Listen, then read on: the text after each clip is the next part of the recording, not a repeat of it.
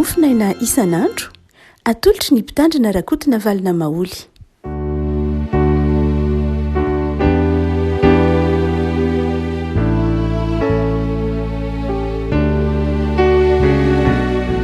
Fanomerahaba antsika revaka malala trarity alarobia fa iraika amby roapolo ny volana aogositra ity. Ny mofinaina voalahatra ho tsika dia ny bokin'ny Isaia mpaminany, Isaia toko 2:10, ny andiny 1:10 sy ny 2:10 amin'ny anaran'i Jesosy.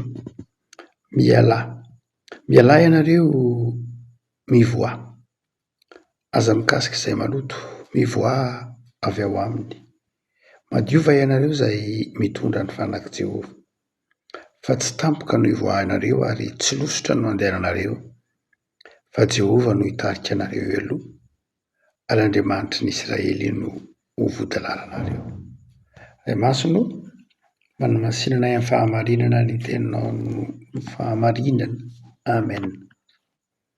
Fa Jehova no hitarika anareo aloha ary Andriamanitry ny Israely no ho vodilalanareo.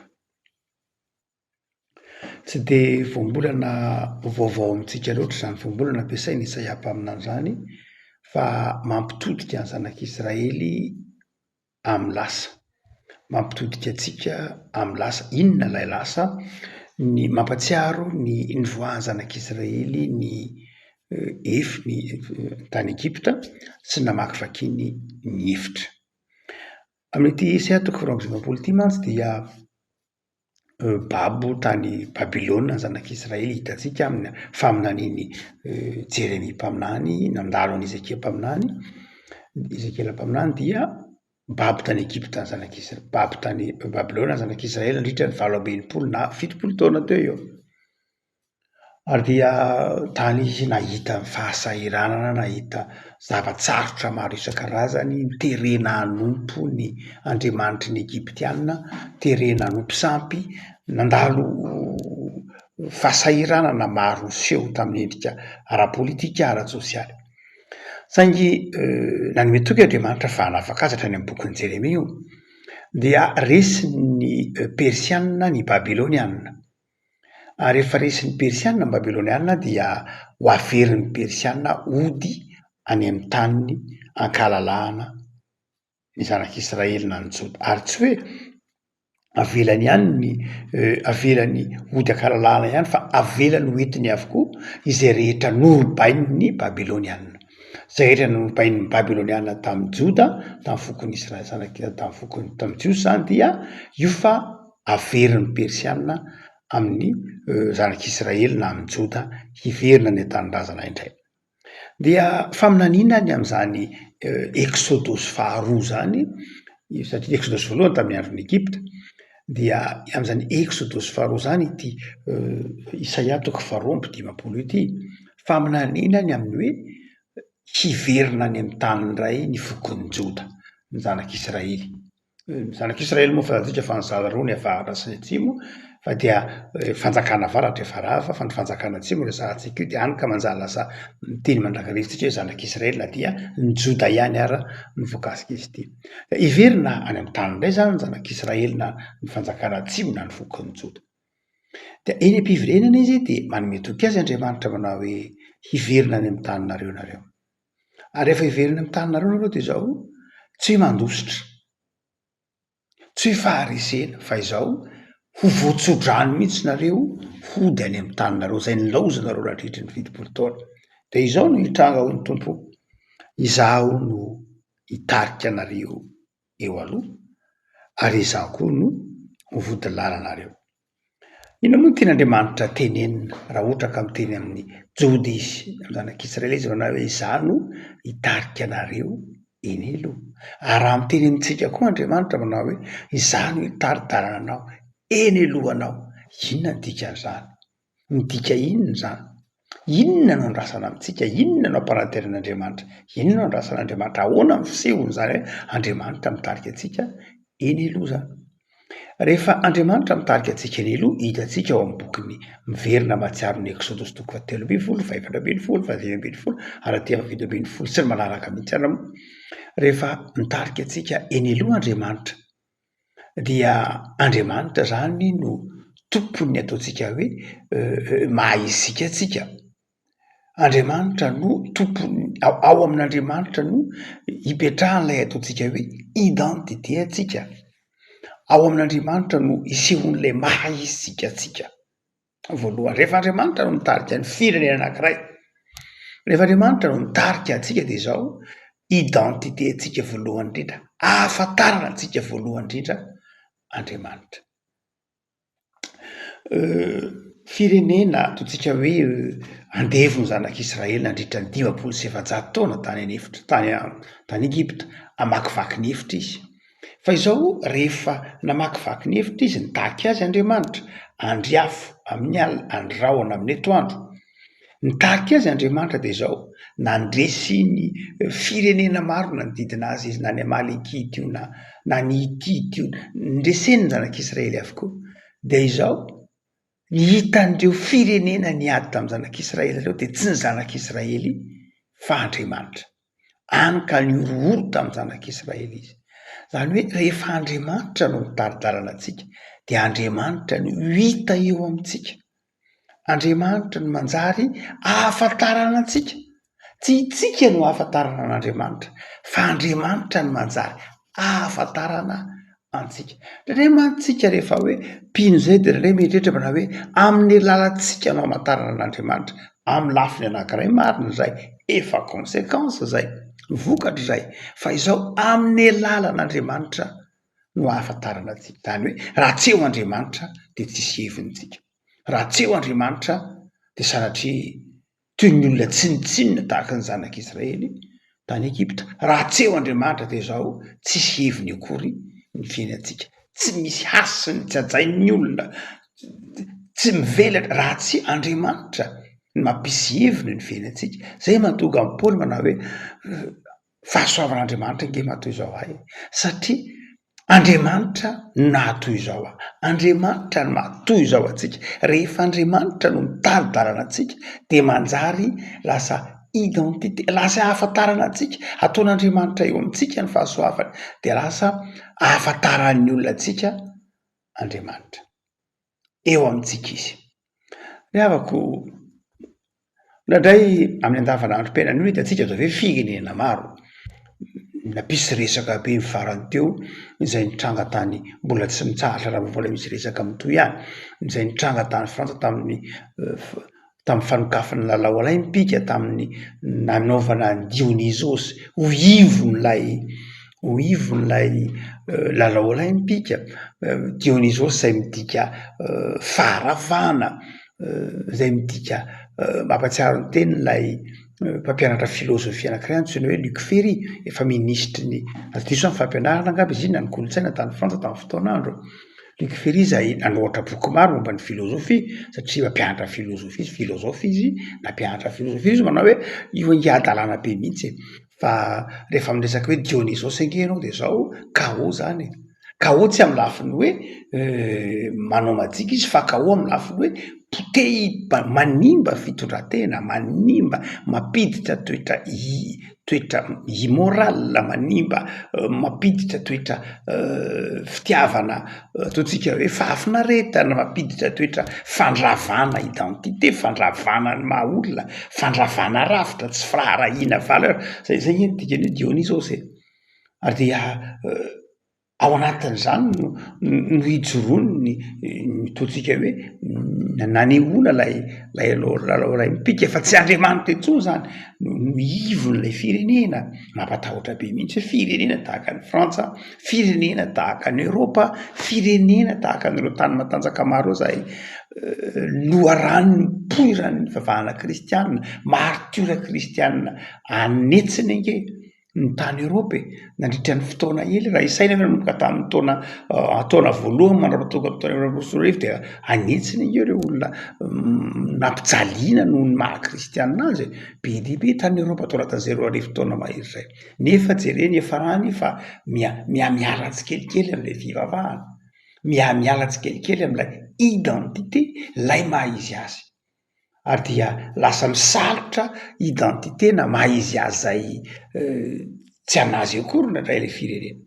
Ny havako malala ho tsika manao hoe rehefa Andriamanitra no mitaridarana antsika dia izao ny ahafantarana antsika voalohany indrindra dia Andriamanitra. Rehefa Andriamanitra no ahafantarana voalohany antsika dia izao manafy antsika fitafiana izy. Tahaka ny nataon'Andriamanitra tamin'ny raha lehilahy sy raha vehivavy tao amin'ny Sahedena. Andriamanitra ny taridarana dia izao nampiakanjony, akanjo hoditra, nampiakanjony any Jesoa. Hoy Paoly manao hoe hitafio Kristy, ny identité voalohany indrindra zany ahafantarana antsika dia izao kristianina isika. Kristianina isika. Zay ny voalohany tian'Andriamanitra iseho rehefa mitarika antsika izy. Tia no hita an'izao tontolo izao fa momba antsika izy. Tia no hita an'izao tontolo izao fa miaraka amintsika izy. Tia no hita an'izao tontolo izao fa izy ilay Andriamanitra. Ary dia asy nasehony tamin'ny Farao zany, dia mbola nasehony koa tamin'ny Kirosy. Ary asehony amin'ny fiainantsika raha teo koa hoe rehefa Andriamanitra mitarika anao dia izao izy no hita, izy no reharehanao. Mialohan'ny horeharehany aminao, malohany hireharehanao aminy dia izao izy aloha voalohany indrindra no hita. Tiany izy no hamaritra ny fiainanao. Tiany izy no hitondra lay famirapiratana ny fiainanao. Fa tsy izay ihany dikany Andriamanitra mitarika. Rehefa Andriamanitra mitarika dia izy zany no hita, izy no hitan'ny olona, izy no ahafantarana antsika, izy no identité, izy no fototra ilay maha isika antsika. Tsy ny fombantsika, tsy ny fahatsaratarehantsika, tsy ny fahatanorantsika, tsy ny fananantsika, tsy zany no voalohany ahafantarana antsika fa Andriamanitra. Rehefa mitaridarana antsika izy. Fa ny faharoa dia izao, rehefa Andriamanitra koa no mitaridarana antsika dia eo alohantsika dia izao Andriamanitra koa zany ny tompon'ny vina sy ny vision sy ny lalana izay hitondrana antsika. Ndraiky rehavako malala tsy indray matetika tsy fantatsika mihitsy tsy zavatra mitranga amin'ny apitso, ny rafaka apitso, ny 20 taona ho avy, ny 10 taona ho avy, ny 100 taona ho avy. Zany ange tsy fantatsika. Nataon'Andriamanitra tsy fantatsika mihitsy zany mba hahatonga antsika ho sambatra amin'ny ankehitriny. Alefa sara an-tsaina hoe raha ampahafantaran'Andriamanitra anao ny 10 taonana ho avy, dia azonao antoka ve fa ho sambatra ianao? Tsy azo antoka mihitsy endry Andriamanitra. Fa matoa fenin'Andriamanitra aminao ny ho avy dia mahasambatra anao ny ankehitriny. Tian'Andriamanitra ho toko anao fotsiny hoe ampo anao zao ankehitriny zao, ampo anao ny fahatsapana fa mitarika anao izy. Dia ampo anao ny fanazavana ny tenin'ny Isaia mpaminany hoe zany no mitaridarana anao, zany eo alohanao. No zany dia matoky azy. Zay no mahatonga ny hoe raha ohatra ka Andriamanitra ny eo alohanao dia manjary velona amin'ny finoana ianao, manjary matoky an'Andriamanitra isika. Andriamanitra ny eo alohantsika dia matoky sika hoe ny tompo zany no mitaridarana antsika. Dia matoky tsika fa tsy hanaonao foana izy sanatria na hitarika antsika amin'ny fahoriana, na hitarika ny fiainantsika any amin'ny faharavana, fa Andriamanitra eo alohantsika dia mahafantatra ny lalana hitondrana antsika, mahafantatra ny tokony atao amintsika. Inona no andrasan'Andriamanitra amintsika amin'izany? Finoana sy fahatokiana azy. Finoana sy fahatokiana azy ary zay nge ny dikany hoe manamasina ny tenanareo hoe zay ny dikany hoe miala amin'ny io firenena maloto io hoe fa miankina amin'Andriamanitra. Eo alohanao Andriamanitra ry havako. Eo alohantsika Andriamanitra ny fiainantsika isan'andro matoky azy. Matoky azy fa mpitarika mahay izy, mpitarika endry izy, fantany lalana hitondrananao, mamaritra mahay anao izy, manome anao identité vaovao, tahaka an'ilay zanak'Adara nampiakanjona akanjo, tahaka an'raha lehilahy sy raha vehivavy na Adama sy Eva amin'ny Genesis 3:7, tahaka amin'ny Paoly izay nomena identité vaovao, dia tahaka izay koa ianao rehefa tarihin'Andriamanitra, omen'Andriamanitra mahay anao vaovao eo aminy ianao, ary manaiky hitaridarana anao izy amin'ny fiainako avy, tsy hahatonga anao very. Fa ny fahatelo zany farany raha ohatra ka miresaka hoe eo aloha ihany Andriamanitra. Rehefa eo aloha koa Andriamanitra dia izao izy no misehatra ny sarotra eo alohantsika. Zay no mampitarika azy. Davida miteny an'io ao amin'ny Salamy 120, Jesoa manafatra an'io amin'ny Jaona 10, milaza hoe izy ny mpiandry tsara. Ary rehefa mpiandry tsara dia manolotra ny ainy hamonjy ny ondry. Izy ny hoe aloha misehatra ny sarotra. Andriamanitra vonina hitondra, vonina tsy hoe hitondra antsika amin'ny lalana sarotra, amin'ny lalana tsara ihany, fa vonina hampandresy antsika amin'ny lalana sarotra. Zay Andriamanitra. Tsy hoe mitaridarana antsika ho amin'ny tsara ihany, fa raha tody zavatsarotra isika satria tsika manana safidy aza mieritreritra manao hoe kanahoana zany tsy entin'Andriamanitra amin'ny tsara foana hoentiny amin'ny tsara foana ianao fa ianao koa manana safidy ary raha manana safidy ianao dia zao mety misafidy lalana izay sarotra amin'ny fanohitra amin'ny sitrapon'Andriamanitra dia anefa amin'ireny fotoana ireny dia manaiky Andriamanitra hiaro sy hiantra izay hitantana anao noho izany dia mahatoky ny tompo fa Andriamanitra mitaridarana eo alohanao Andriamanitra dia Andriamanitra tsy hanary ao anatin'ny sarotra izy fa tsy izay ihany ataon'Andriamanitra foy ny tapany faharoa ary Andriamanitra ny Israely no hovody lalanareo. Inona indray dikan'ilay teny hoe hovody lalan'Andriamanitra na raha hoe aorianantsika Andriamanitra. Ny voalohany dia izao mampitodika antsika ihany an-tantaran'ny zanak'Israely nivoaka ny Egipta. Ny mpanenjika dia aorianan'ny zanak'Israely. Ny Egyptianina dia nanenjika ny zanak'Israely tataoriana.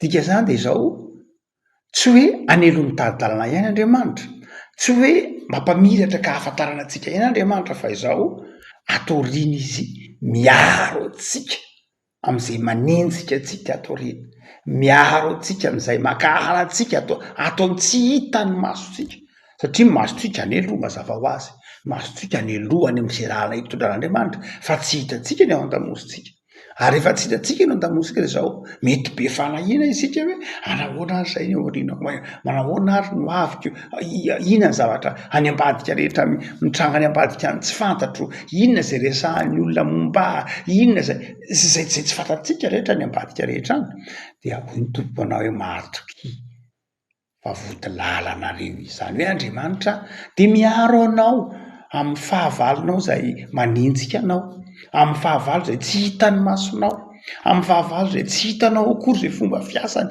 tsy fantatrao akory aiza izy dia Andriamanitra ny vody lalana Andriamanitra miaro amin'ny fahavalo. Ry havako sambatra ange isika manana an'Andriamanitra itsika manapetra ny hitan'ny masontsika manapetra ny azontsika tsy ampahitanana manapetra ny zakan'ity vatantsika ity na dia manana faniriana mafy anao zavatra azy sika hiezaka ny io hatratra ny tanjona dia izao malemy sika ao anatin'izany fahalementsika sy fetratsika izany manome toky Andriamanitra hoe zaho vody lalanao izany hoe izany miaro anao tsy voatery hafaly ny olona foana ange izay zavatra ataontsika izay mety ataonao ange tsy voatery mahafaly ny olona foana mety miezaka manao ny tsara ianao fa tsy mahafaly ny olona izany tsy hoe mety ho ratsy fanahy izy fa mety tsy ho ratsy fanahy koa satria ny antony mahafomba fijery samy hafa fa tsy izay ny olana tsy hafaly ny olana tsy hafaly ny olana fa izao Andriamanitra ny vody lalanao miaro anao amin'izay olona mety ho tsy faly aminao amin'izay sanatria mety ho mpisopatra anao dia mahatoky hiarany tompo hoe nahoana ny manahy vody lalanao Andriamanitra miaro anao amin'izay mety ho afetreny-jatsy ataon'ny olona miafina any hanapitehana ny fiainanao miaro anao Andriamanitra vody lalanao izy. Ny faharoa amin'ny hoe vody lalanao koa Andriamanitra dia izao tsy mitaridretra ianao tsy mitaridretra Andriamanitra mitarika ny aloha fa Andriamanitra koa atoriana izany hoe tsy mitaridretra tsy olona mitavozavoza tsy hoe milohany any alohany dia ny ety aoriana ity tsisy miraharaha fa tsinjon'Andriamanitra izany ny alohanao sy ny ao aoriananao ka tsy avelan'Andriamanitra hitarehetrarehetra tsy avelan'Andriamanitra ho farany tsy avelan'Andriamanitra ho rambony fa asolotr'Andriamanitra ho any aloha afako midika ny vody lalanao Andriamanitra dia izao hitan'Andriamanitra ny manontolo ny fiainanao ary aty aoriananao izy tsy hoe mitarika fotsiny dia tsy miraharaha izay mety ho ty aoriana tsy miraharaha izay mety ho vokatra fa izao Andriamanitra miandany ianao maraina paharivo ny andro ny fiainanao manontolo dia eo ambany fahasoavan'Andriamanitra. Rehavako raha miresaka mahatsiaro ny tantaran'i Abrahama isika mahatsiaro ny tantaran'i Mosesy sy Davida itsika Davida moa dia nahatsiaro manao hoe izaho dia fony fahatanorako dia teo ambany masonao Andriamanitra tonga amin'ny fahalehibiazako dia mbola eo amin'ny ambany masonao Andriamanitra afaka malala mampahery anao eto Isaia mpaminany mampahery anao amin'izao tena ny herinandro rao vody lalanao Andriamanitra tsy taridritra izy hamonjy anao tsy hanary anao amin'izay rehetra mety ho hoeverinao mahataraiky anao ianao. Mety mieritreritra hoe tena zany farany, to ilozan'ny olona zany, to ny olona lasa, to tavela rery aty tsia, vody lalanao Andriamanitra zao miaro anao. Fa ny faran'izay aseho rehefa miteny hoe vody lalanao koa Andriamanitra, dia midika inona koa zany? Midika tsy hoe fiarovana ihany, tsy hoe midika eo ambany masonao any Andriamanitra, fa rehefa hoe vody lalana ihany koa dia zao midika fitahiana ho an'ny hafa, midika fitahiana ho an'ny hafa. Any aloha dia zao taridaranao Andriamanitra manome fahazavan-tsaina ho an'ny mpitarika, ho an'ny tenanao, ho an'ny lalana tsara. Fa izao mandrakarifa dia zao ny entana, ny sakafo, ny provision zany rehefa mandeha zandrakizay zao reny ny aty aoriana aty, reny ny aty aoriana aty rehefa mandeha mitandahatra ohatrany zandrakizay dia zao ny omby aman'ondry, ny sakafo, reny ny aty aoriana aty. Ny mpitarika kosa any aloha any, ny fahazavan-tsaina, ny vision zany any aloha any, any mpitarika. Fa izao ny mpikarakara kosa, ny entana, ny vokatra, dia zao ny sakafo any aty aoriana aty. Dia zao tahian'Andriamanitra ny hanina hoaninao, tahian'Andriamanitra ny sakafonao, tahian'Andriamanitra izay rehetra ilainao, satria ny vivra, ny sakafo hoanina, ny vatsy, zany dia aty aoriana aty, zany aty amin'ny vody lalana rehefa mandeha mivoaka ny zanak'Israely. Dia zao ho tahiako io n'Andriamanitra, tsy hoe tsy hananany tsy ampy ianao, tsy hoe tsy ho ampy sakafo, tsy hoe tsy ho ampy, tsy hoe rovotra fitafiana, tsy hoe tapaka kapa, fa zao hitahy anao Andriamanitra, ho tahian'Andriamanitra izay ilainao zay ny vody lalanao. Ary zao tsy vita ny vody lalanao ihany iny ho anao, fa izao izay omenao ny namanao koa, satria eny am-pandehanana eny dia zao ao anatin'iny lay farany iny zany, tahirin-tsakafo, tahirin-kena, fitafiana sy ny tahaka izany. Zao amin'iny koa no hanomezanao ho an'ny hafa, amin'iny koa no zarainao amin'ireo firenena zay lalovanao, na amin'ireo mahantra zay lalovanao, dia any amin'iny le any amin'ny farany any no manome an'izay fanaovana asa soa rehetra izay. Avako malala lalina be zany ny tenin'izay ampaminany manao hoe oloha lalanao so vody lalanao dia zao ny fahazavan-tsaina omeko anao, ny hanina zay ilainao sy zay rehetra mahasoanao omeko anao.